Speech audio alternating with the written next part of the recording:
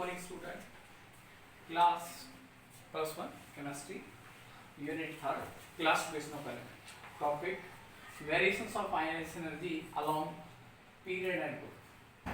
देखिए जो हम पीछे आयनाइजेशन एनर्जी के बारे में जो पढ़ा था, आज हम उसका वेरिएशन पढ़ रहे हैं। ग्रुप में पीरियड के अंदर क्या रहेगा, जैसा कि हमारा ये पीरियोडिक टेबल होता है,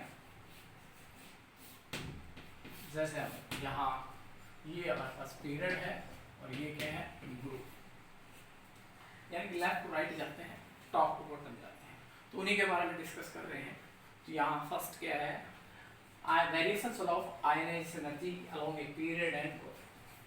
In journals, as we move in a period, ionization therapy increase with increasing atomic number. तो इसमें ये बताया गया है कि अगर हम आउट साइड में यानी पीरियोडिक टेबल के अंदर लेफ्ट टू राइट जाते हैं तो आयनाइजेशन एनर्जी पे क्या इफेक्ट होगा, तो इसमें बोला भी एटॉमिक नंबर बढ़ने से आयनाइजेशन एनर्जी बढ़ेगी। ठीक है, as we move across period the nuclear charge increase and atomic radius decrease through the principal number of valence cell remain same.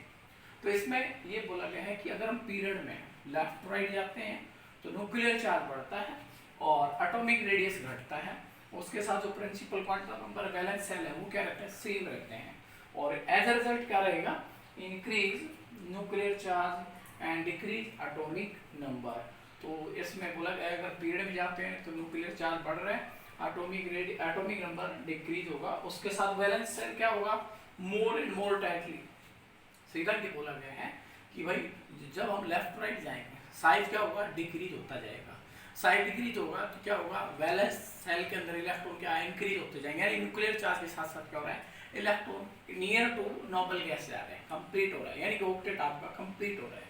Complete होगा तो क्या होगा, उसमें फोर्स ऑफ अट्रैक्शन न्यूक्लियस का क्या होगा, ज़्यादा रहेगा, तो साइज क्या होगा, घटेगा। तो फिर हम इसको दोबारा रिपीट कर रहे हैं, इसमें बोला गया है कि अगर हम पीरियड में आयनाइजेशन एनर्जी के ऊपर क्या इफेक्ट रहेगा, जब हम लेफ्ट राइट या पीरियड में जाते हैं तो न्यूक्लियर चार्ज बढ़ता है एटॉमिक नंबर बढ़ने से।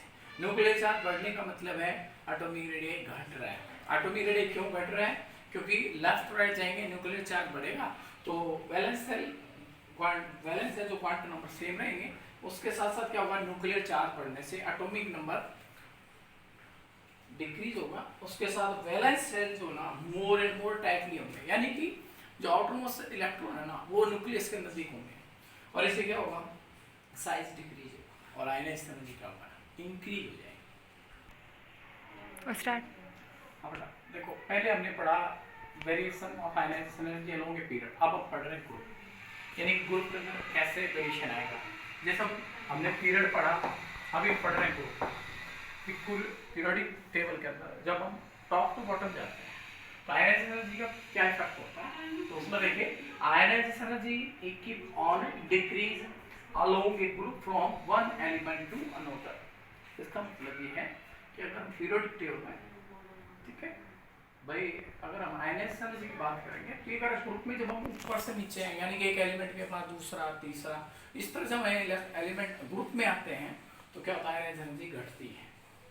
ठीक है, as we move down a group atomic size increase gradually due to addition of new shell.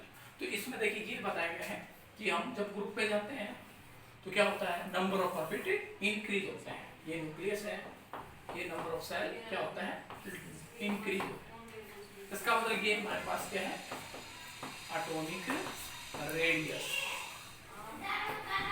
तो यहाँ इसमें ग्रुप में बोला गया है जब हम टॉप टू बॉटम जाते हैं तो क्या होता है, ऊपर से नीचे नंबर ऑफ एलिमेंट इंक्रीज होते हैं और उसके साथ साथ क्या होता है, एटॉमिक रेडियस इंक्रीज होता है और आयनाइजेशन एनर्जी क्या होता है, डिक्रीज होता है। तो ये इसमें बताया गया है। और सेकंड क्या होगा इसमें, so distance from the nucleus increase, यहाँ से दिखाई दे रहा है कि भाई साइज जो है ना, जो ऑर्बिट बढ़ते जा रहे हैं तो न्यूक्लियस क्या हो रहा है, डिस्टेंस शो कर रहे हैं, यानी कि न्यूक्लियस से दूर होते जा रहे हैं। जितने ऑर्बिट बढ़ते जाएंगे हम न्यूक्लियस से डिस्टेंस इंक्रीज करते जाएंगे। तो इसमें बोला गया है कि force of attraction bye nucleus so valence electron decrease.